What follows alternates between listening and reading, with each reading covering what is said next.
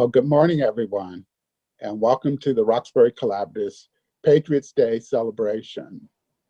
The Roxbury Collaborative is made up of civic, cultural, historical, religious organizations that come together each year to put on the Patriots Day celebration and the War for Independence, or as most people know, the Revolutionary War. And we celebrate that Roxbury's role in the Revolutionary War, and particularly the siege of Boston. And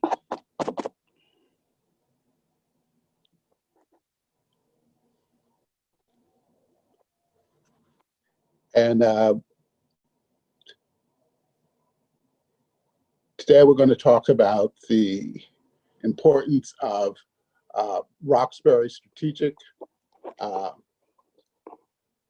location and its importance during the Revolutionary War. Today, we talk about some of the events. Okay, here's our first slide. Next slide. And some of the events leading up to it, this information celebrates Roxbury's contribution to the Revolutionary War and also how it shaped the history of our nation. The Stamp Act was passed on November 1st, 1765 by Governor Bernard, who lived in Jamaica Plain, and Judge Robert Apt Moody, who lived in Roxbury. This was to put an internal tax on the colonists. And Dr. Warren, William Heath, and Colonel Joseph Williams supported Sam Adams of Boston and their unwillingness to submit to this internal tax of that period. Next thing that happened was the Boston Massacre, March 5th, 1770, when Crispus Attucks was the first to die in the streets of Boston on King Street. Warren eulogized him at the Old South Church. Then the Boston Tea Party happened, December 16, 1773, and Roxbury Patriots participated. The Bunker Hill, which was actually the battle at Breed's Hill, happened on June 17, 1775. And part of the issues that happened for the Patriots, and there are two particular things that were happening. You had conflicts of loyalists, which lived in Roxbury, sometimes called Tory Hill, and then you also have patriots who lived there as well in Boston, and they either supported the crown or they supported the independence and freedoms of the colonists. And one of the things that happened was that the British meant to fire the cannons into the Roxbury line and also across Boston Neck, and their intentions was to burn the town down. Next slide. Here you see a scene of the Boston Massacre engraving, which was engraved by Paul Revere, and of course later became a rallying cry for the colonists. You see on the ground, Crispus Attucks has fallen. Next slide. Let's talk about the strategic location of Roxbury. It was easily defended with fortifications, barricades, redoubts, and because of the neck, a isthmus connecting Boston to Roxbury, it was a choke point where they could actually seal that off from the British coming in. So one of the buildings which is very important to us, and we'll see later in the slides, is the Dillaway Thomas House. And from the upper windows, General Gage, who commanded the right wing of General Washington's Continental Army, could actually view into Charlestown and downtown Boston today. Now, one of the important things about Roxbury is that they had already paid and trained their militia to be ready at a minute's notice. And this became celebrated as Minutemen being ready to do battle. And of course, they already had trained and on the church grounds and on the grounds to prepare themselves for any kind of issues in terms of military activity. The fortified fort, the lower fort, and so forth, these all were things that were the earthen fort that was built, and also the cannons that were captured. George Minot secreted these through the Boston line with compost over them. And Jonathan Parker also had two that he hid in the Muddy River woods, and they were called the Hancock and Adams. Today, those are stored at the top of the chamber at Bunker Hill. Now, one of the important things was the capture of the cannons in Fort Ticonderoga, Lake Champlain, and Crown Point. And Henry Knox, with oxen and men, drug those over mountains, hills, and brought them to Roxbury and on to Boston and Dorchester Heights. And this theater, they had the hills around Roxbury and Boston secured, and they also had Dorchester Heights secured with cannonade. So the British was really trapped down into Boston. Next slide. And here again shows Boston, Boston Neck, the little isthmus. That narrow part there would be Orange Street during the colonial period. Today it's Washington Street. And you can see right when it gets to the land, there is a connecting Roxbury, there is a place where you could actually have barricades, redoubts, and fortifications to prevent them from getting up into Roxbury and so forth. But on that April morning, Colonel Smith had actually left and walked through there, Roxbury in the early morning after Dawes had ran through and was warning the countryside. So we're celebrating Dawes' ride into Roxbury and into the countryside to warn them that the British are out and they're out to capture the powder and shot and to capture Hancock and Adams. Next slide. Here you see on the left how the hilly terrain of Roxbury. You see the first church in the center, you see the hills, and then you see over to the right, you see the Delaware Thomas House, or the church parsonage, which became the Delaware Thomas House. And next you see the first church in Roxbury today sitting on that same hill. Next slide. Now we see the fortification of the lower fort. It was 250 feet wide, 5 feet high walls. There was a sheer cliff on one side, and of course the walls were 12 feet thick.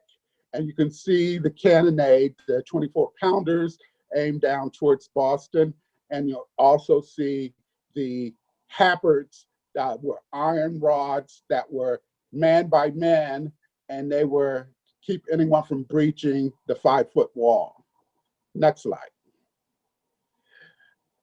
Today, you see the Cohituate Standpipe, and this is the location of the upper high fort.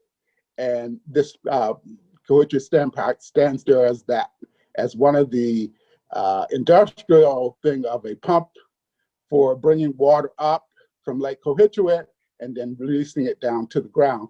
But it's on the side of the original earthen fort that was built by General Thomas and Roxbury men, and Colonels Rufus Putnam, Josiah Waters, and Henry Knox are some of the people who are responsible for that fortification.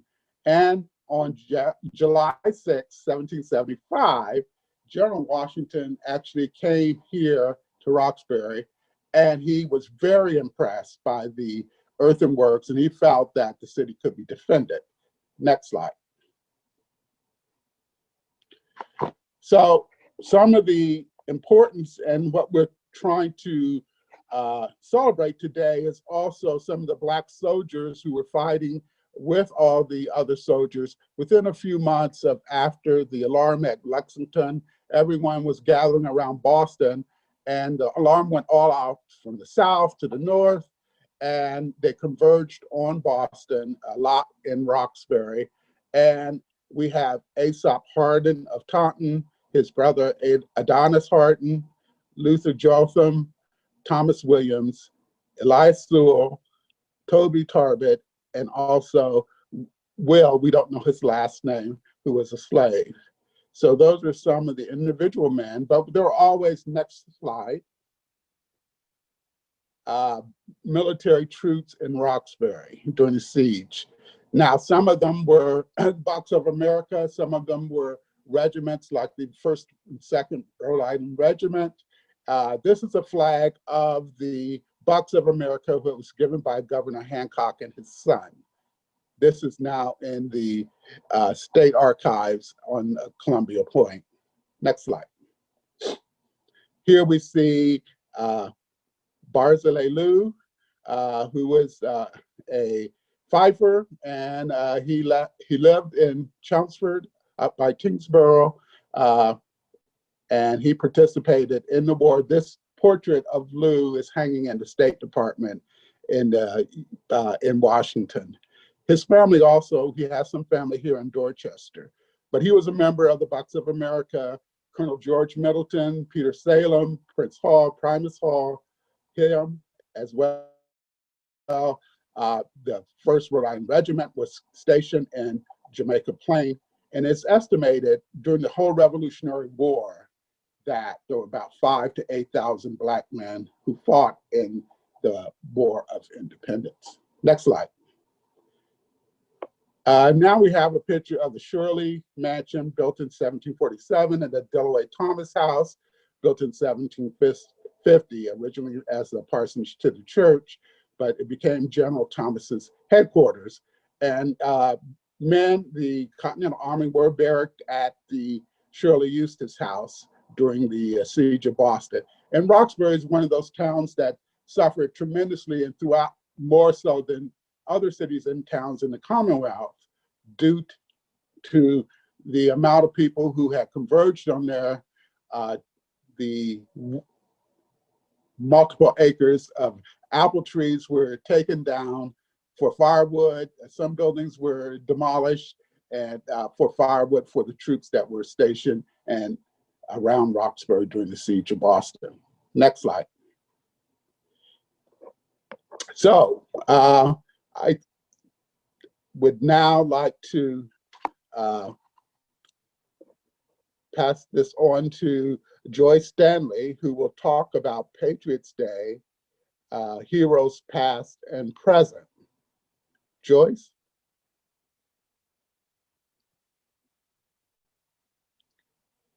And while we're waiting on Joyce, I should say that we have, if you have questions, we want you to use the question and answer and not use the chat feature, and we'll get to your questions at the end. Thanks. Okay, I think I'm on now. Am I on? Tom, am I on? Hello? Yes, Joyce. Yes, you're on. Okay. William Dawes is an example of all of the local heroes who fought for our country's freedom. Second Sergeant William Dawes did not set out to be a hero when he joined the Mass Ancient and Honorables Militia in 1770. He wanted to help shape the destiny of his homeland as they pulled away from British rule. He was a tanner and a witty and amicable guy. He was married to a wealthy Roxbury woman, Mehitable May. Dawes frequented all the local pubs and made friends with the British soldiers. He frequently disguised himself and went over the neck and through the gate from Boston to Roxbury after curfew. He smuggled contraband like gold coins sewed to his coat like buttons. In 1774, he stole 4 cannons from the British. for the militia, and 2 more in early 1775. He was then ordered by the militia to get 2 of them out of Boston to the storage facility in Concord and later to Waltham. On April 18th, his quick wits helped him again when the troops captured him, Paul Revere and Samuel Prescott in Lexington. He and Samuel Prescott escaped. Prescott rose to Concord and Waltham to get the cannons. Dawes turned into a local house and yelled out to those inside like there were reinforcements ready to go after the 2 soldiers chasing him. They quickly retreated. He was then thrown from his horse and had to walk back to Lexington. So unlike most of the poems, he did not ride to Waltham for the cannons. He was done for the night. Dawes later fought in the Battle of Bunker Hill and served as a quartermaster during the war. The British prisoners of war complained that he shorted their food rations and supplies. He felt that they had stolen from farmers while they were fighting, and he was just evening up the score. Ordinary soldier, shrewd strategist, or local history, or local hero, you may decide. Fast forward to World War II, there are thousands of local heroes who served in other wars. Sergeant Charles Lewis Sr. was born in Trinidad. He immigrated to Roxbury and joined the military as a fast track to citizenship. He studied wireless telegraphy and was sent to France in 1918 with the 371st and 372nd Colored Regiments. Because he spoke fluent French, the Blue Devils trusted him with many important missions. He was stringing lines in Argonne and Verdun behind enemy lines. In 3 separate incidents, he routed up to 18 Germans, some single-handedly. He was awarded 2 Crosses de Guerre, 2 Legion of Honor medals, 1 Medal of Militare, 1 medal from the mayor of Verdun. He received no recognition from the U.S. military. In his last battle, he was wounded and lay in a ditch for 4 days before the French found him and took him to a hospital ambulance. On the way to the hospital, the ambulance was struck and killing one of the occupants and wounding Sergeant Lewis again. He was finally removed to another ambulance and flown back to the U.S. After his release from the military, he joined the local AMVETS Association. While African-American soldiers were able to join, they had to sit in the back or stand and had no voting rights. He and some of the other African-Americans left and applied to the National Veteran AMVETS Association for their own charter in 1922. Their request was granted and he became a founder and the Commodore of the Patrick E. Toy VFW. The post was named after a popular African-American musician in Boston who was wounded in France and died on his ship coming home to America of influenza. Over 265,000 women served in World War II. They served in every theater of war as clerks, nurses, mechanics, pilots, etc. Lieutenant Noor Jahan Khan Hamilton was born in Roxbury. Her father, Faisal Khan, was an immigrant from northern India who served in the army in World War I as a path to citizenship. Her maternal grandmother was Mabel Still, was the granddaughter of William Still, the famous conductor on the Underground Railroad. After high school, Nourajan attended the Mary Eliza Mahoney School of Nursing and became one of the first African-American nurses trained to integrate Boston City Hospital. She was recruited at graduation by the Army to serve in the Army Corps of Nurses. She went to the Azores to transport wounded soldiers to Canada and Iceland. After 5 or 6 years in the Army, she returned to the US and attended Parsons School of Design in New York. Many campaigns for products you just could not live without in the 50s and 60s were from her marketing strategies.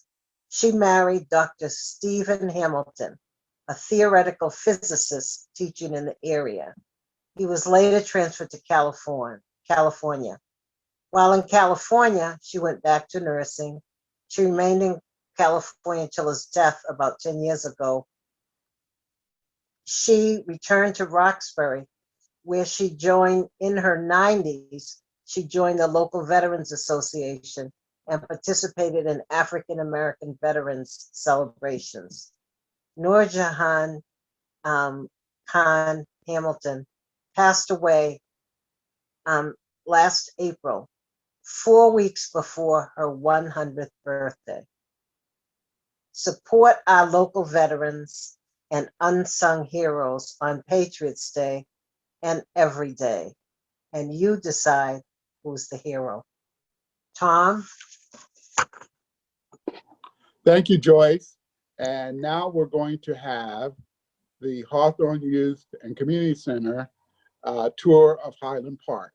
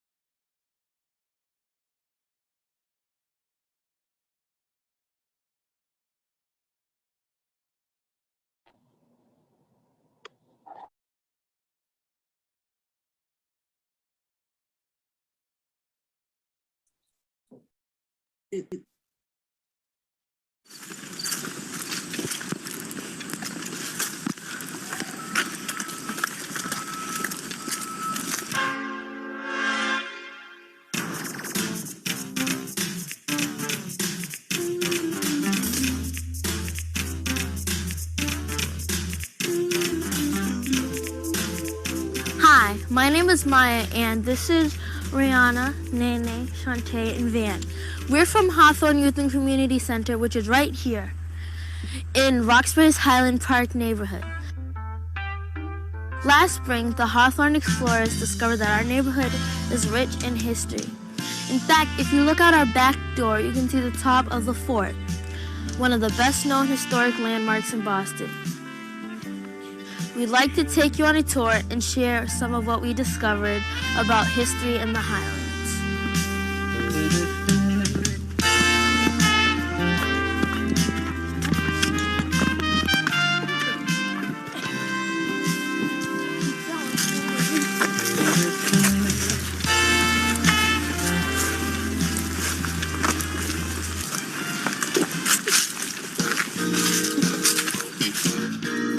One of the first things that we learned is that Roxbury probably got its name from the huge amount of pudding stones found throughout the neighborhood.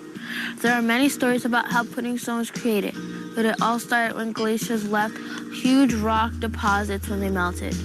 That big boulder over there is made up of lots of little stones that have been all cemented together.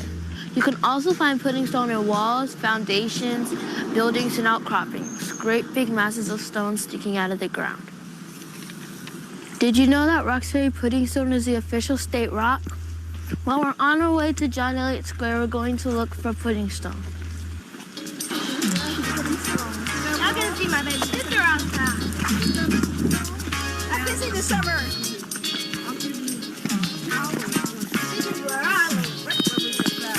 Yeah. You know what? Listen to Black. This is John Elliott Square, the home of two important historic landmarks. The Dillaway Thomas House, right across the street, was built in 1750 as a parsonage or home for the minister of the First Church. Deacon Charles Knapp Dillaway also lived there. During the Revolutionary War, General George Washington's commander John Thomas stayed here when he directed events that led to Evacuation Day on March 17, 1776. March 17th is a Boston school holiday, and now we know why we celebrate it. This is what happened. When Henry Knox brought 59 cannons from Fort Ticonderoga in New York to the site, Commander Thomas directed 2,000 soldiers to take them to Dorchester Heights. You can see Dorchester Heights from here. Imagine how surprised the British soldiers were when they looked up in the morning and saw all those cannons pointing down at them. The British troops left Boston, and this evacuation was a big victory for the colonists. The first church in Roxbury was first built in 1630. Reverend John Elliott, its most famous pastor, is known as the Apostle to the Indians. He translated the Bible into Algonquin and welcomed Native Americans to worship with him as full members of the church. The land around this meeting house was the Roxbury Town Common, and soldiers camped all around here during the Revolutionary War. When we went inside the church, which was built in 1804 and is the fifth meeting house built on the site, we sat in a number of pews. Imagine what it would be like to be a member during the colonial period and ring the church bell. Popsicle, popsicle, shebang, bang, bang. All day long. That was you again. We could have still kept on going. John Elliott Square is also important because of William Dawes. Most everyone knows about Paul Revere's midnight ride from Charleston to Lexington in April 1775 to warn the colonists the British are coming. Revere traveled by boat, and William Dawes started his journey to the same destination on horseback from right here. We celebrate his accomplishment every Patriots Day. And when we walk across the street, we see Paul Dudley's Parting Stone, which directed colonists south to Dedham and west to Cambridge.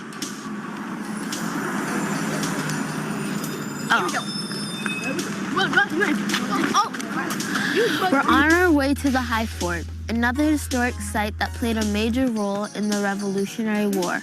While we're walking, we'll go by Prang Estate, home of the art educator and advocate Louis Prang. He lived very close to his factory, which was located on Gourdin Street. And that's where he created the first Christmas card made in America and manufactured crayons and art supplies.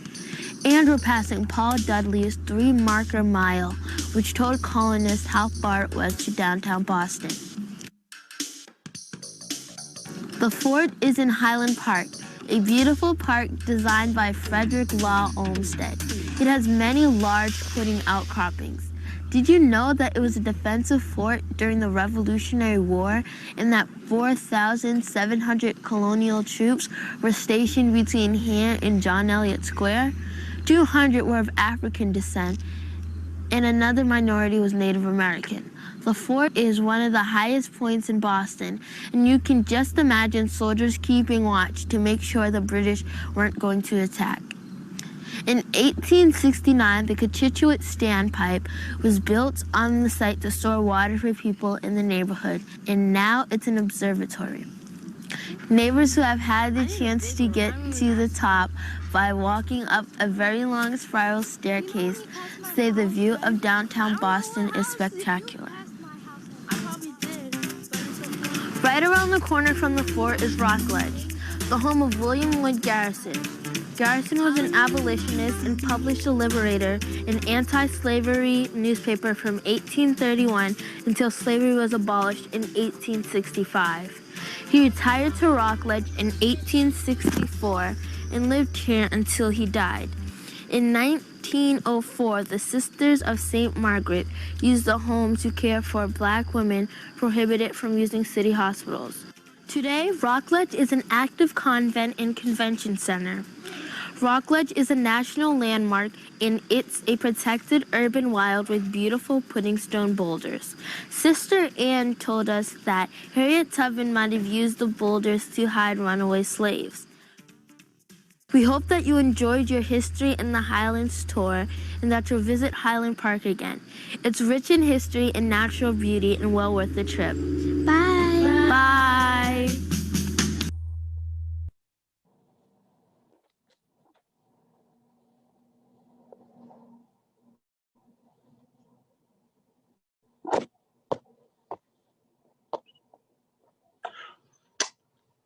Let's thank the Hawthorne Youth and Community Center children. They did an excellent job of talking about the historical nature of Highland Park.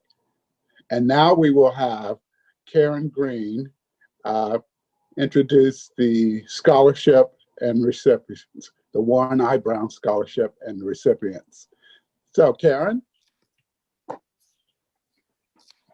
Greetings, everyone. My name is Karen Green, and I am so excited to be here today to speak on behalf of the family of Mr. Warren I. Browne, who, for the past 20 years, have offered a scholarship to high school seniors who have demonstrated not only outstanding academic achievement, but also a deep commitment to community service. The Warren I. Browne Memorial Scholarship is awarded in loving memory of my grandfather, Mr. Warren I. Browne, a Korean War veteran, Boston educator, and community and civic leader. He had a great love of Boston and its history, and he was an organizer and supporter of Patriots Day programs and celebrations for more than 25 years until his untimely passing in 1998.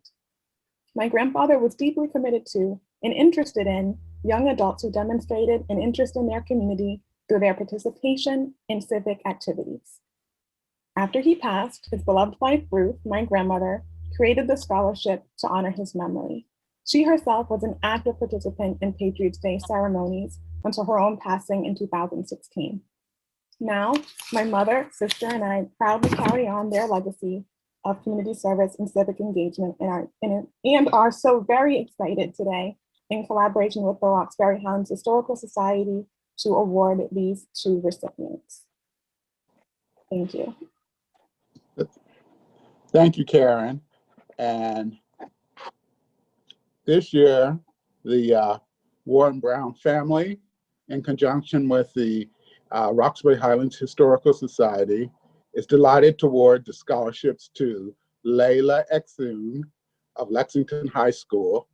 And next fall, Layla will be attending the University of Massachusetts at Boston, and Maya Nieves from the Academy of the Pacific Rim in Boston. And Maya will choose one of the following colleges: the Temple University, Providence College, Union College, or the UMass Lowell. So we congratulate them on this, receiving the Warren I. Browne Scholarship, and let's all give them a great big congratulations. And now we will have Jamada Abdahalik Henry Smith speak about the Ralph Browne Unsung Heroes Award, which is awarded by the Roxbury Collaborative. Jamada? Thank you. Yes, thank you, Tom. Good morning, everyone.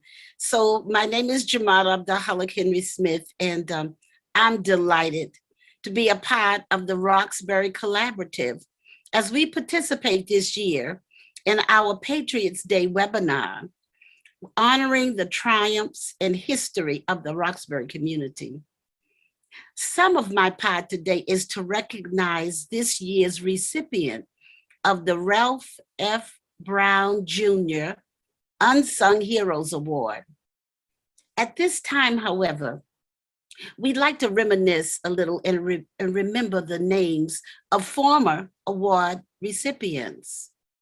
They are Mrs. Ruth Browne, Representative Gloria Fox, Thelma Burns, Brigadier General Mario DiCarlo, Leonard Durant, Edmund Barry Gaither, Jean McGuire, Lloyd King, Dan Richardson, Samantha Sad, Sarah Ann Shaw, Tuskegee Airman William Vickers, Sergeant Harvey Sanford, First Lieutenant George Giddens, Lieutenant Benny White, the 54th Massachusetts Volunteer Infantry, Regiment Company A, the Colored Ladies Christian Relief Society, Charlotte Nelson, Marie Coleman, Ray Coleman, Shania Boykin, Abrahana de Guerre, Haywood Fennell, Janet Filion,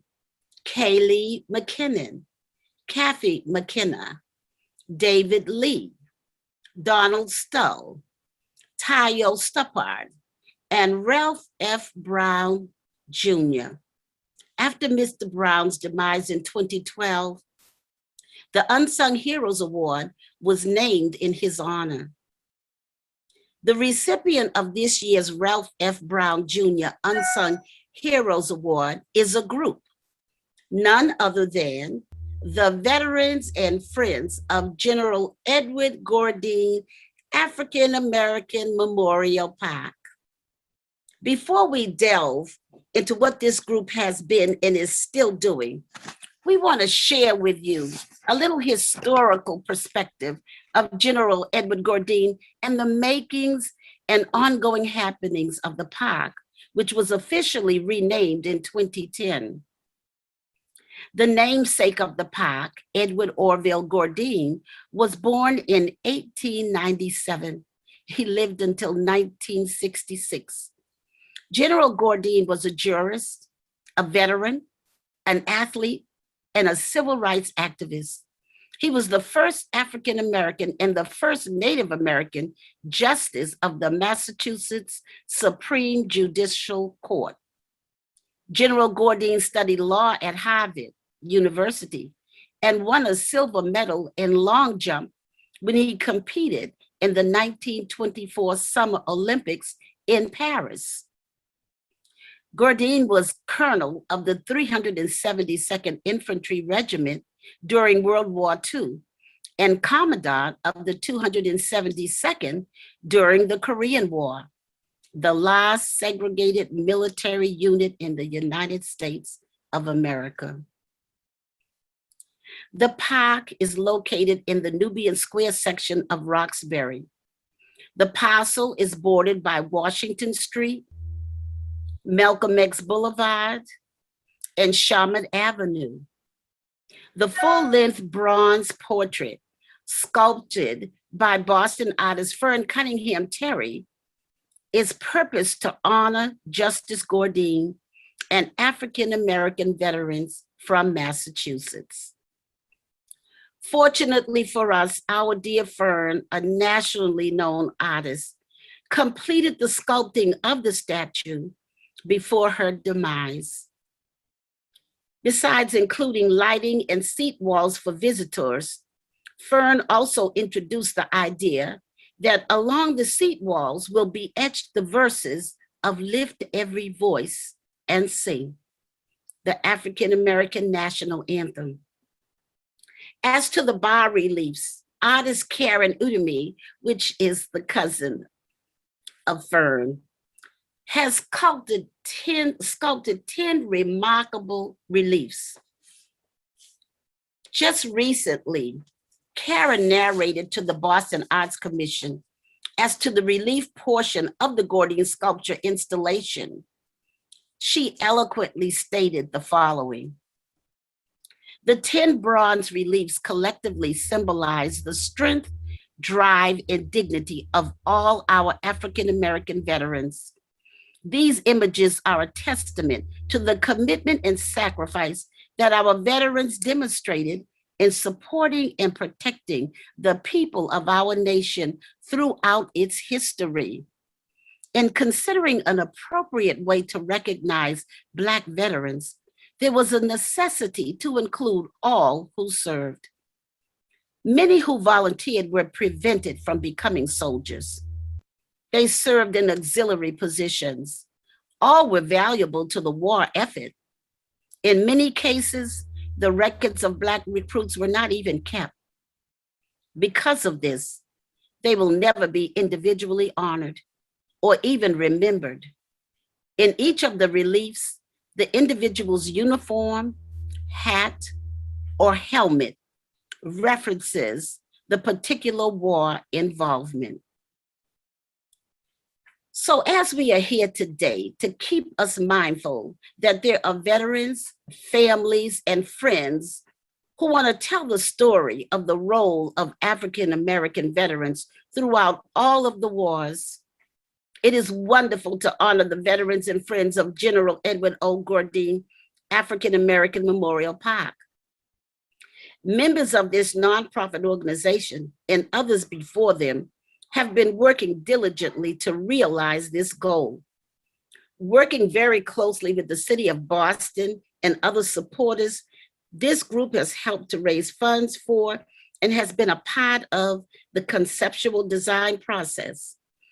Other milestones achieved include engaging in the community, overseeing creation of a website, and ushering in the soon-to-be installation of the monument and the bas-reliefs. Timeframes as to the date of installation will be updated on Facebook and the website at www.gourdinmemorialpark.org and other social media.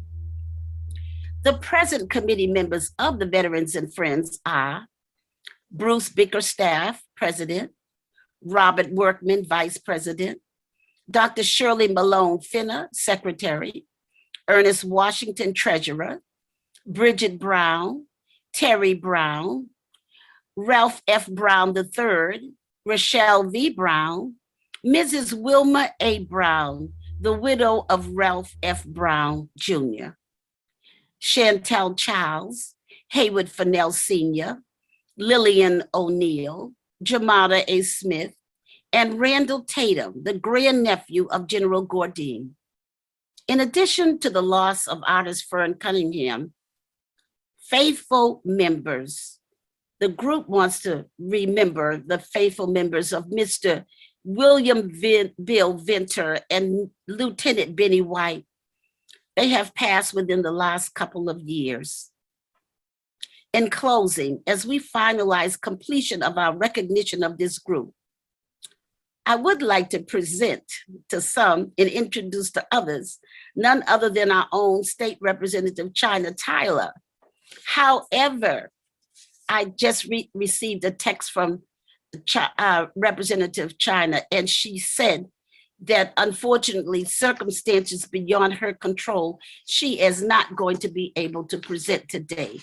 So without further ado, I will, I'm going to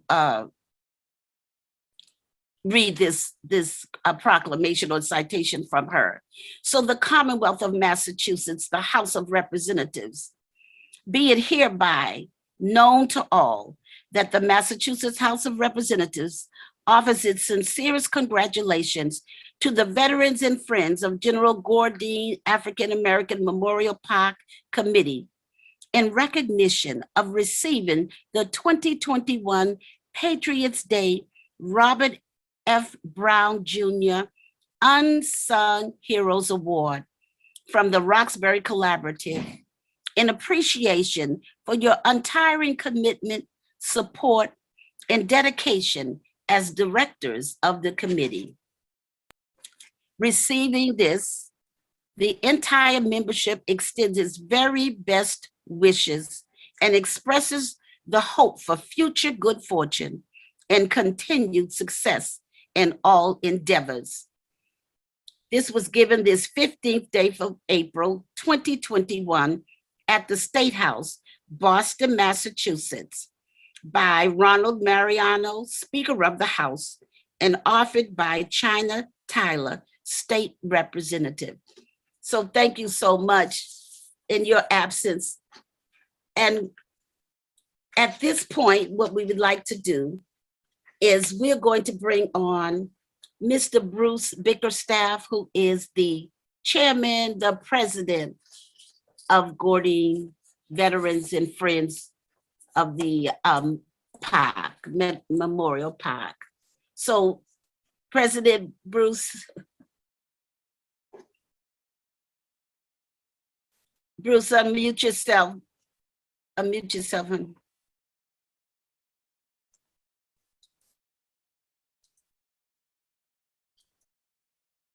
Bruce, you need to unmute.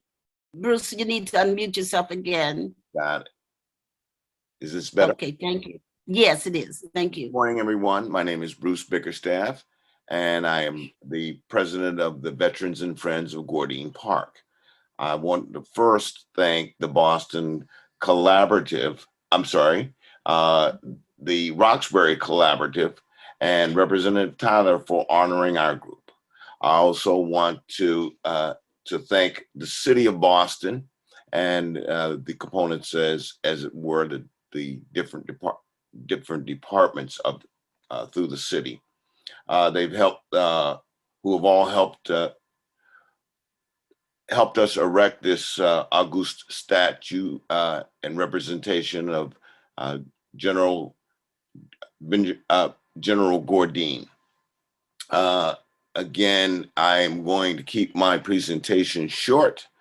I thank you all for this participation. I have taken a number of notes from this participation, which I will further research because as a citizen, veteran, it is very important to me to complete the history. Again, I thank the Roxbury Collaborative for recognizing the Veterans and Friends, and Representative Tyler for supporting us as well. You all have a glorious, blessed, and informative day. Okay, thank you, Mr. President. So Tom, we're gonna go back to you and thank you.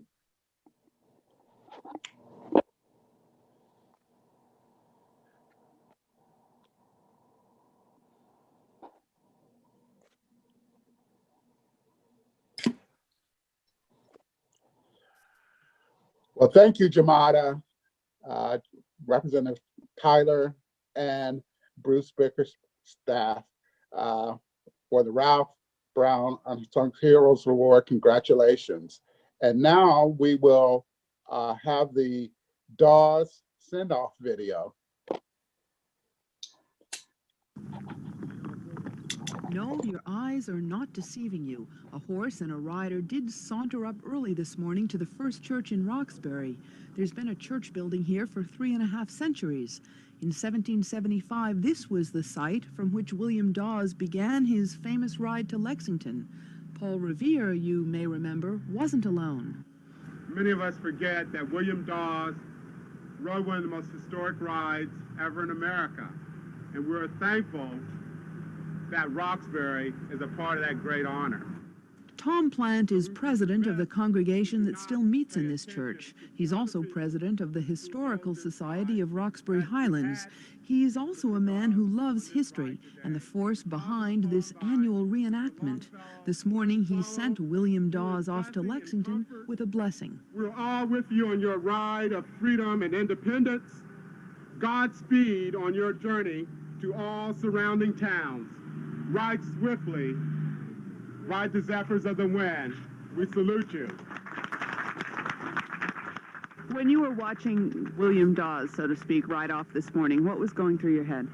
Well, you know, that's very interesting because often I walk up these streets and I'm always transported back to that time. I can still hear the horse beats coming up the street. And so when I saw Mr. Dawes coming onto the church ground and riding away, I felt I was here. I was actually here when it happened. Above and well below the skies, let faith and hope and love arise. A small crowd was here today, reliving and retelling the side of Patriots Day they say is too rarely told. I've found it very interesting since I've lived in this neighborhood that there's such a richness of history, not only white American history, but also black American history. And that history goes beyond the place to the people. Plenty of black soldiers fought in the Revolution, though the Army welcomed them ambivalently.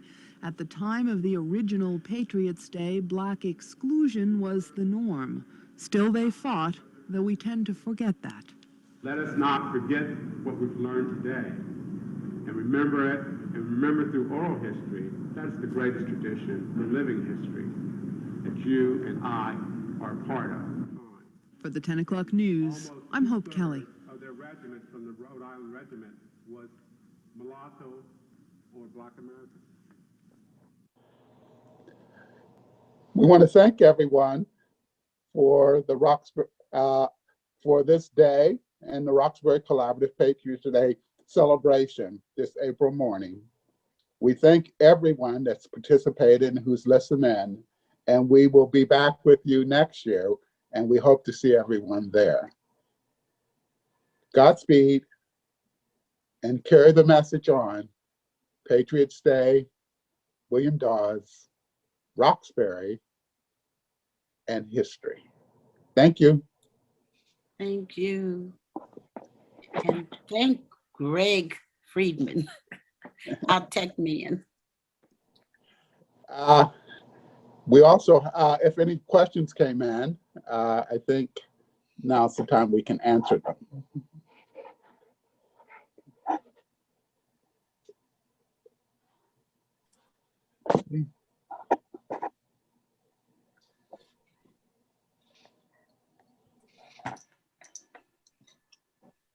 Well, hearing none, then I will turn it back over and I will sign off.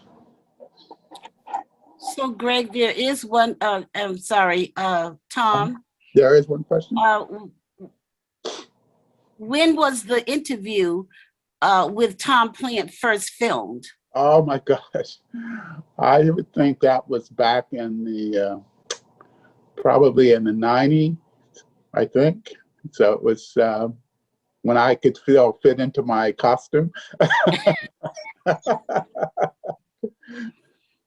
But yes, the WGBH, I think, for the 10 o'clock news, I can remember them. I do remember another one with Carmen Fields. And so it's part of that history. It's been my history down through the times. And it's always exciting to have Patriots Day. And today we have this beautiful day. It's usually pretty cool and windy, but today is a beautiful day for Patriots Day celebration. And we thank everyone that participated today.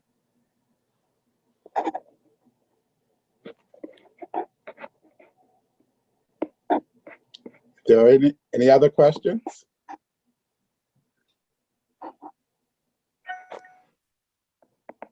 Well, if not, then I will sign off. Elizabeth would like to know, how can we support you? I think, go ahead. I think. Okay. Yeah, I think for Patriots Day celebration, it's if you want to be part of it, you can join the committee that meets early in the year, turn of the year, setting up and planning for Patriots Day. I think Bruce and Jamada's talked about the Gourdin Park, and I'll let her talk about that. Certainly, because we were going to have a fundraiser, but of course, COVID-19 took over. And so if you will check social media under the website, www.gourdinmemorialpark.org, and check Facebook, we could give you an update. We're always needing money because we're going to have to help to maintain, and there's still some things that we have to finish up to get done. And so you can support the Veterans and Friends by going on our website. Thank you.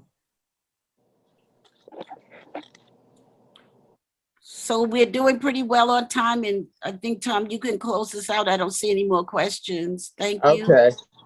So again, thank everyone for attending our Zoom meeting, virtual meeting of the Roxbury Collaborative's Patriots Day celebration, April 19th, 2021. And we look forward to seeing everyone back next year, hopefully live at First Church in Roxbury. If not, we will be on Zoom again. So Thank So you Tom, all. I want to say one more thing. Mhm.